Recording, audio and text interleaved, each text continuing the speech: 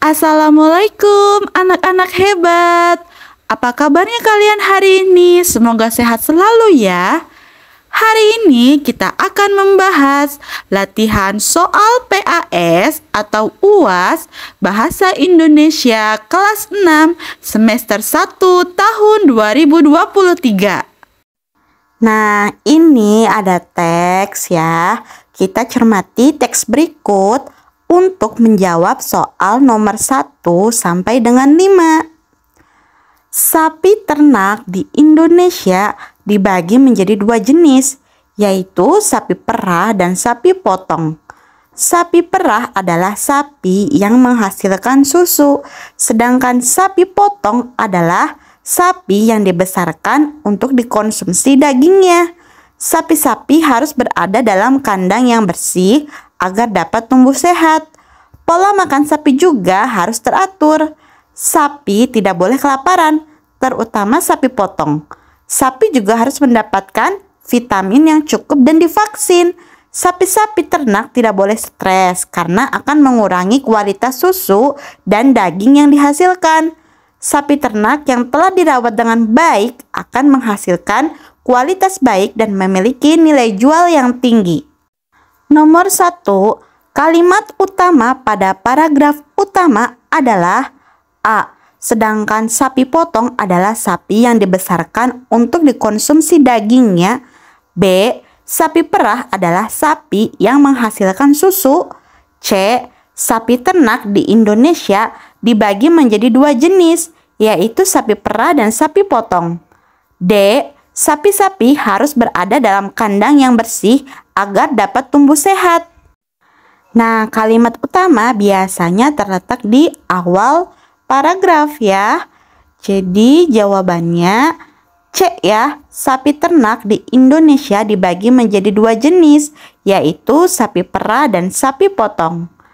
Nah, setelah kalimat utama ini namanya kalimat penjelas ya, yang menjelaskan kalimat utama ya. Kalimat utamanya kan tentang sapi ternak ya. Nah, kemudian ini dijelaskan kembali nih di kalimat keduanya. Sapi perah adalah sapi yang menghasilkan susu, sedangkan sapi potong adalah sapi yang dibesarkan untuk dikonsumsi dagingnya. Nomor 2, ide pokok paragraf pertama adalah A.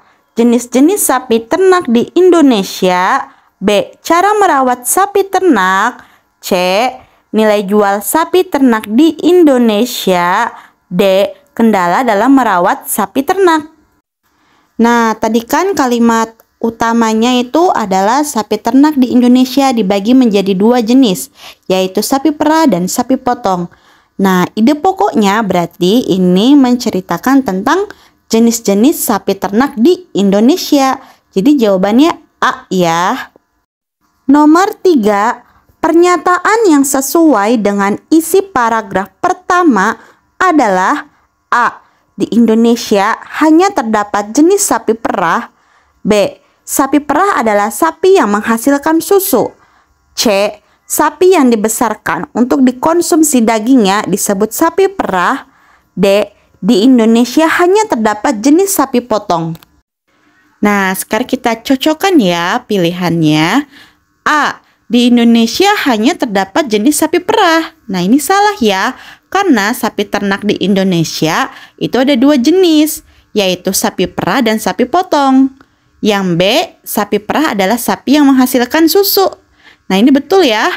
Sapi perah adalah sapi yang menghasilkan susu. C, sapi yang dibesarkan untuk dikonsumsi dagingnya disebut sapi perah. Ini salah ya. Harusnya disebutnya itu sapi potong. Yang D, di Indonesia hanya terdapat jenis sapi potong. Nah, ini salah ya. Ada dua sapi, sapi perah dan sapi potong. Jadi jawaban yang betulnya adalah B. Sapi perah adalah sapi yang menghasilkan susu. Nomor 4, mengapa sapi ternak tidak boleh stres? A. Karena akan mengurangi jumlah sapi yang diternakkan. B. Karena akan mengurangi kualitas susu dan daging yang dihasilkan. C. Karena akan meningkatkan kualitas susu dan daging yang dihasilkan. D. Karena akan meningkatkan jumlah sapi yang diternakan. Nah, kita lihat ya di paragraf kedua, alasannya kenapa sapi tidak boleh stres. Nah, di sini ada ya, sapi-sapi ternak tidak boleh stres karena akan mengurangi kualitas susu dan daging yang dihasilkan. Jadi, jawaban yang tepat adalah B, ya, karena akan mengurangi kualitas susu dan daging yang dihasilkan. Nomor 5, simpulan paragraf kedua adalah A. Sapi ternak harus ditempatkan dalam kandang yang bersih agar sehat dan tidak stres. B. Pola makan sapi ternak harus teratur dan tidak boleh sampai kelaparan. C. Sapi ternak harus mendapatkan vitamin yang cukup dan divaksin. D. Sapi ternak yang dirawat dengan baik akan menghasilkan kualitas yang baik sehingga nilai jualnya tinggi. Nah, kita lihat ya paragraf kedua ini. Nah, di paragraf kedua ini yang dibahas itu adalah sapi-sapi harus berada dalam kandang yang bersih agar dapat tumbuh sehat. Pola makan sapi juga harus teratur, tidak boleh kelaparan ya. Terus, sapi juga mendapatkan vitamin yang cukup dan divaksin. Sapi-sapi juga tidak boleh stres ya, karena akan mengurangi kualitas susu dan daging yang dihasilkan. Nah, semuanya itu ya. Kesimpulannya, jadi sapi ternak yang telah dirawat dengan baik akan menghasilkan kualitas baik dan memiliki nilai jual yang tinggi. Jadi jawaban yang tepat adalah D. Sapi ternak yang dirawat dengan baik akan menghasilkan kualitas yang baik sehingga nilai jualnya tinggi. Cermati teks berikut untuk menjawab soal nomor 6 dan 7. Hewan memiliki kemampuan untuk berkembang biak. Selain berkembang biak secara generatif, yaitu ovipar, vivipar, dan ovovivipar, hewan juga dapat berkembang biak secara vegetatif. Perkembangbiakan vegetatif adalah perkembangbiakan tanpa adanya peleburan sel kelamin jantan dan sel kelamin betina. Nomor 6, ide pokok dari teks tersebut adalah... Nah, ide pokok itu biasanya terletak di kalimat utama ya pada suatu paragraf. Nah, pada paragraf ini kalimat utamanya adalah hewan memiliki kemampuan untuk berkembang biak ya. Jadi ide pokoknya adalah perkembangbiakan pada hewan. Nomor 7, kalimat utama teks tersebut adalah... Nah, kalimat utamanya adalah hewan memiliki kemampuan untuk berkembang biak. Nomor 8, ya, tuliskan 3 informasi yang terdapat pada teks tersebut. Nah, informasi dari teks ini ada banyak ya. Kita ambil 3 saja nih ya. Informasi sesuai fakta ya. Bunga melati putih berasal dari Asia Selatan ya. Kemudian informasi lainnya ada juga tanaman perdu ini tumbuh di negara Asia Tenggara seperti Indonesia dan Malaysia. Kemudian informasinya ada lagi nih, bunga melati putih ditetapkan sebagai bunga nasional Indonesia. Lalu ada juga susunan bunga melati menyirip dan berhadapan. Melati putih memiliki bentuk mahkota yang sederhana dan berwarna putih ya. Tapi kita cukup ambil 3 jawaban saja ya. Nomor 9, berikut ini yang merupakan kalimat efektif. A. Bagi orang yang menemukan dompet tersebut, kami harap mengembalikan kepada pemiliknya. B. Bagi yang mana menemukan dompet tersebut, kami harap mengembalikan kepada pemiliknya. C. Kalau orang yang mana merasa menemukan dompet tersebut, kami harap mengembalikan kepada pemiliknya. D. Orang yang menemukan dompet tersebut, kami harap mengembalikan kepada pemiliknya. Nah, jawaban yang tepat adalah D. Orang yang menemukan dompet tersebut, kami harap mengembalikan kepada pemiliknya. Nomor 10, cermati kalimat berikut. Kita semua pasti sudah pernah melihat lampu lalu lintas. Kalimat tersebut seharusnya, nah ya kita amati nih, kalau kalimat efektif tidak boleh ada kata yang berlebihan ya atau mubazir katanya. Nah, kita itu udah lebih dari satu ya. Jadi nggak harus pakai kata semua, cukup kita aja ya. Kita pasti sudah pernah melihat lampu lalu lintas ya. Kalau A nih, kita semua. Nah, ini udah mubazir banget katanya ya. Yang B, kita pasti sudah pernah melihat lampu lalu lintas. Nah, ini betul ya. Yang C, kita semua. Nah, ini juga mubazir ya. Yang D, kita. Nah, ini juga mubazir ya. Jadi jawaban yang tepatnya adalah B. Kita pasti sudah pernah melihat lampu lalu lintas. Nomor 11, cermati kalimat berikut. Kita sering nemuin lampu lalu lintas di persimpangan jalan raya. Perbaikan kata bercetak miring pada kalimat tersebut adalah A. Ditemui. Kita sering ditemui lampu lalu lintas. Nah, kurang tepat ya. B. Ditemukan. Kita sering ditemukan.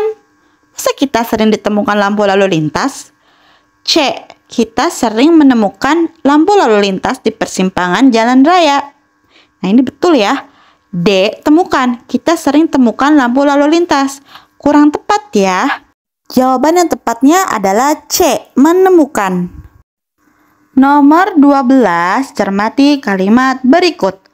John Logie Baird adalah penemu yang pada kesempatan itu untuk pertama kalinya menunjukkan bahwa gambar hidup dapat ditransmisikan melalui pesawat yang sekarang dikenal sebagai televisi. Kalimat efektif untuk kalimat tersebut adalah A. John Logie Baird adalah penemu yang pada pertama kalinya menunjukkan bahwa gambar hidup dapat ditransmisikan melalui pesawat yang sekarang dikenal sebagai televisi. Jawabannya kurang tepat ya. Penemu yang pada pertama. Nah, itu kurang tepat. Yang B, John Logie Baird adalah penemu yang pertama kali menunjukkan bahwa gambar hidup dapat ditransmisikan melalui pesawat yang sekarang dikenal sebagai televisi. Nah, ini betul ya. Yang C, John Logie Baird adalah penemu yang pada kesempatan pertama kalinya menunjukkan bahwa gambar hidup dapat ditransmisikan melalui pesawat yang sekarang dikenal sebagai televisi. Nah, ini juga kurang tepat nih. Penemu yang pada kesempatan pertama kalinya. Ini kurang tepat ya. Yang D, John Logie Baird adalah penemu yang untuk pertama kalinya menunjukkan bahwa gambar hidup dapat ditransmisikan melalui pesawat yang sekarang dikenal sebagai televisi. Nah, jadi jawaban yang tepatnya adalah B. John Logie Baird adalah penemu yang pertama kali menunjukkan bahwa gambar hidup dapat ditransmisikan melalui pesawat yang sekarang dikenal sebagai televisi. Nomor 13, cermati kalimat berikut. Gareth Augustus Morgan adalah orang yang nyiptain lampu lalu lintas. Penulisan yang benar kata yang dicetak tebal pada kalimat tersebut adalah A. Menciptakan, B. Diciptakan, C. Tercipta, D. Terciptakan. Jawaban yang tepat adalah A. Menciptakan. Nomor 14, fungsi teks eksplanasi adalah fungsi teks eksplanasi adalah untuk memaparkan proses atau sebab terjadinya suatu fenomena. Nomor 15, bagian dari teks eksplanasi yang berisi informasi singkat tentang apa yang akan dibicarakan adalah berikut ini struktur teks eksplanasi ya. Jadi ada 3. Yang pertama pernyataan umum, kedua deretan penjelasan, dan yang ketiga interpretasi ya. Yang pertama pernyataan umum. Nah, ini berisi informasi singkat mengenai apa yang dibicarakan. Pernyataan umum tentang suatu topik yang akan dijelaskan, proses keberadaannya, proses terjadinya, proses terbentuknya, dan sebagainya. Kalau yang kedua, deretan penjelasan. Nah, pada bagian ini merupakan urutan uraian atau penjelasan tentang peristiwa yang terjadi, seperti menjelaskan proses keberadaan atau proses terjadinya sesuatu. Paragraf ini sangat relatif untuk menjawab pertanyaan bagaimana yang jawabannya berupa pernyataan. Yang ketiga ada interpretasi. Nah, pada bagian ini berisikan pendapat singkat penulis sekaligus kesimpulan atau pernyataan tentang topik atau proses yang dijelaskan. Bagian ini juga merupakan penutup dari teks eksplanasi. Jadi jawaban yang tepat adalah pernyataan umum. Nomor 16, cermati teks berikut. Liburan yang lalu, saya pergi ke rumah paman yang ada di desa. Di sana saya belajar gimana cara mengolah lahan pertanian. Saya ikut ngebantu paman nanam padi di sawahnya. Senang rasanya bisa belajar hal-hal yang baru. Pada teks tersebut terdapat penggunaan kata-kata yang tidak baku. Tuliskan kata-kata yang tidak baku tersebut, kemudian tuliskan bentuk baku dari kata-kata tersebut. Nah, kata-kata yang tidak bakunya itu ada gimana. Nah, yang gimana itu kita rubah menjadi bagaimana ya. Di sana saya belajar bagaimana cara mengolah lahan pertanian. Kemudian ada ngebantu. Nah, itu tidak baku ya. Saya ikut ngebantu. Nah, harusnya saya ikut membantu paman ya. Nanam. Nah, nanam ini tidak baku juga. Harusnya menanam padi di sawahnya. Ya, seperti itu. Cermati teks berikut untuk menjawab soal nomor 17 sampai dengan 21. Nah, dengarkan ya. Insinyur Soekarno merupakan salah satu orang yang berjasa dalam mendirikan negara Republik Indonesia sebagai negara berdaulat. Bung Karno lahir di Blitar, Jawa Timur 6 Juni 1901 dan meninggal di Jakarta tanggal 21 Juni 1970. Bung Karno menyusun konsep teks proklamasi di Rumah Laksamana Tadasi Maeda bersama Bung Hatta dan Mr. Ahmad Subarjo. Nah, kemudian peran Bung Karno ini selain menyusun konsep teks proklamasi, Insinyur Soekarno juga menandatangani teks proklamasi atas nama bangsa Indonesia bersama Bung Hatta. Nah, Bung Karno juga membacakan teks proklamasi kemerdekaan Indonesia di kediamannya di Jalan Pegangsaan Timur nomor 56, Jakarta. Nomor 17, siapa tokoh yang diceritakan di dalam teks tersebut?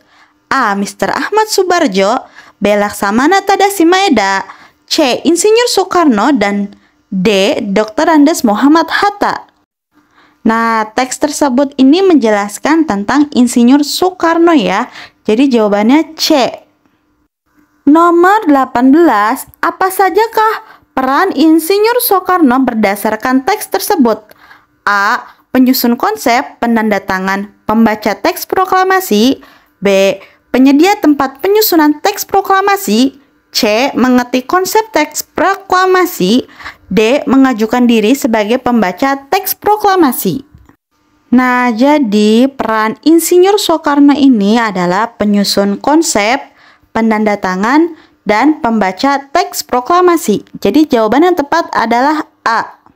Nomor 19, di mana pembacaan teks proklamasi kemerdekaan Indonesia dilakukan?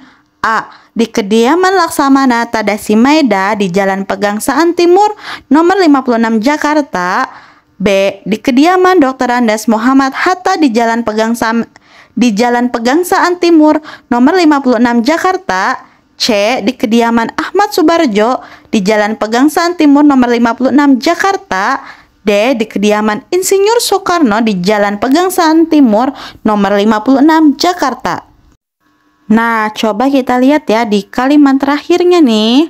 Ya, Bung Karno membacakan teks proklamasi kemerdekaan Indonesia di kediamannya di Jalan Pegangsaan Timur nomor 56 Jakarta. Jadi jawaban yang tepat adalah D.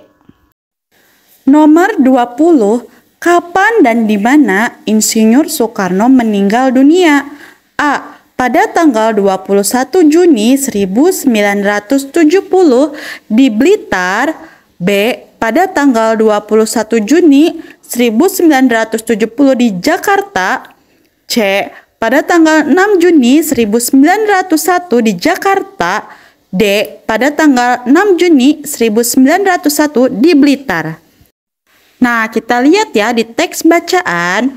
Di sini ada Bung Karno lahir di Blitar, Jawa Timur 6 Juni 1901 dan meninggal di Jakarta 21 Juni 1970.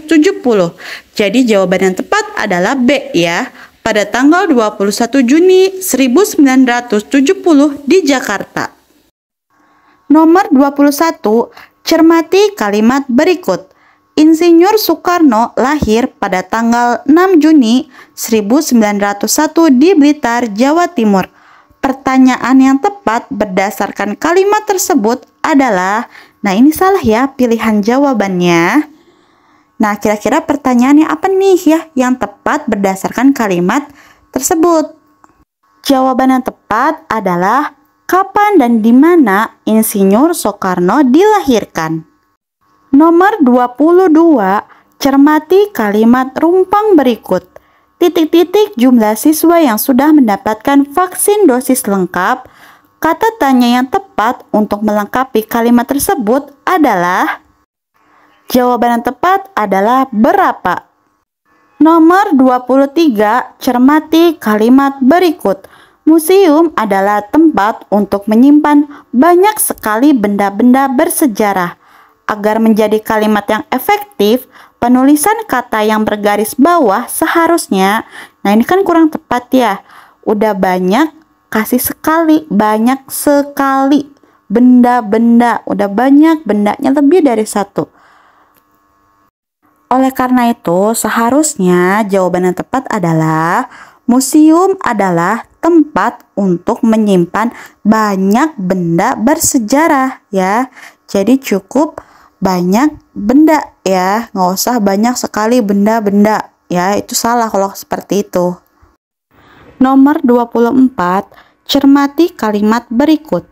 Ibu-ibu rela antri dan berdesak-desakan demi mendapatkan minyak goreng murah. Bentuk baku dari kata yang dicetak miring adalah, kata baku dari antri adalah antre. Nomor 25, cermati pernyataan berikut. Capaian vaksin booster di Indonesia baru 25%. Tuliskan kalimat tanya yang sesuai dengan pernyataan tersebut. Jawaban yang tepat, berapa besar capaian vaksin booster di Indonesia? Nah, cermati teks berikut untuk menjawab soal nomor 26 dan 27. Sulastri, seorang siswa kelas 6 SD. Ia beragama Islam, lahir di Cirebon pada tanggal 12 Juni 2009. Sulastri tinggal di Jalan Melati 2, nomor 9, Cirebon. Karena memiliki hobi berorganisasi, ia ingin menjadi anggota OSIS. Untuk menjadi anggota OSIS, ia harus mendaftar dan mengisi formulir. Nah, di situ ada formulir pendaftaran yang harus diisi Sulastri. Nomor 26, isian yang tepat untuk mengisi data formulir nomor 2 adalah A. Islam, B. Cirebon 12 Juni 2009, C. Sulastri, D. Kelas 6 SD. Nah, jawaban yang tepat adalah B ya, Cirebon 12 Juni 2009 karena yang ditanyakannya tempat tanggal lahir. Nomor 27, isian yang tepat untuk mengisi data formulir nomor 3 adalah A. Berorganisasi, B. Perempuan, C. Jalan Melati 2 nomor 9 Cirebon, D. Anggota OSIS. Jawabannya B. Perempuan karena yang ditanyakan jenis kelamin.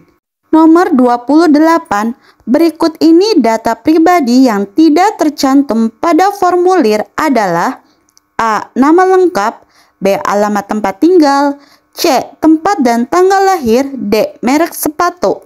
Jawaban yang tepat adalah D. Merek sepatu. Nomor 29, formulir yang merupakan bukti pembayaran atau pembelian suatu barang ataupun pembayaran lainnya adalah A. Daftar riwayat hidup, B. Formulir tabungan, C. Kwitansi, D. Formulir pendaftaran. Jawaban yang tepat adalah C, kwitansi. Nomor 30, cermati data-data identitas pribadi berikut. 1 nama lengkap, 2 nomor rekening, 3 jenis tabungan, 4 jumlah setoran atau penarikan, 5 tanggal setoran atau penarikan, 6 tanda tangan penyetor atau penarik. Data-data identitas pribadi tersebut terdapat pada A. Formulir riwayat hidup, B. Formulir pos wesel, C. Formulir pendaftaran lomba, D. Formulir tabungan di bank. Jawaban yang tepat D. Formulir tabungan di bank. Cermati ilustrasi berikut untuk menjawab soal nomor 31 sampai dengan 33. Hidayat membeli sepatu sepak bola dengan harga Rp300.000 di toko sepatu Sportivo. Ia membeli sepatu tersebut pada tanggal 15 Maret 2021. Sebagai bukti pembayaran, ia meminta kwitansi kepada toko tersebut. Berikut ini formulir kwitansi yang diberikan oleh toko sepatu Sportivo kepada Hidayat. 31. Data yang tepat untuk isian nomor 3 adalah nomor 32. Data yang tepat untuk isian nomor 4 adalah nomor 33. Data yang tepat untuk isian nomor 5 adalah nomor 31. Jawaban yang tepat adalah sepatu sepak bola. Nomor 32. Jawaban yang tepat adalah 15 Maret 2021 tanggal pembelian sepatunya. Jawaban nomor 33 ditulisnya itu nominal pembayarannya menggunakan angka ya, Rp300.000. Nomor 34, cermati ilustrasi berikut. Fatimah sekarang duduk di kelas 6. Pada tahun 2020, ia berumur 12 tahun. Dilahirkan di Kuningan, tepat pada awal tahun Masehi. Awal tahun Masehi berarti 1 Januari ya. Ia tinggal bersama orang tuanya di Jalan Pemuda nomor 20 Cirebon. Setiap sore, ia rajin mengaji di musola dekat rumahnya. 34. Isilah biodata berikut secara lengkap berdasarkan ilustrasi tersebut. Nama Fatimah, tempat tanggal lahir, Kuningan 1 Januari 2008, jenis kelamin perempuan, alamat Jalan Pemuda nomor 20 Cirebon, agama Islam. Nomor 35, tuliskan data-data yang ada pada isian formulir kwitansi. Data-data pada formulir kwitansi diantaranya ada nomor kwitansi, kemudian nama penerima kwitansi, tujuan penerimaan uang, jumlah uang dalam bentuk angka dan huruf, tanggal pembelian, kemudian ada juga nama dan tanda tangan penerima. Alhamdulillah, materi hari ini telah selesai. Terima kasih yang sudah menonton, semoga bermanfaat ya. Yang belum subscribe, jangan lupa like, comment, and subscribe. Karena katanya subscribe itu gratis. Bunyikan juga loncengnya. Terima kasih.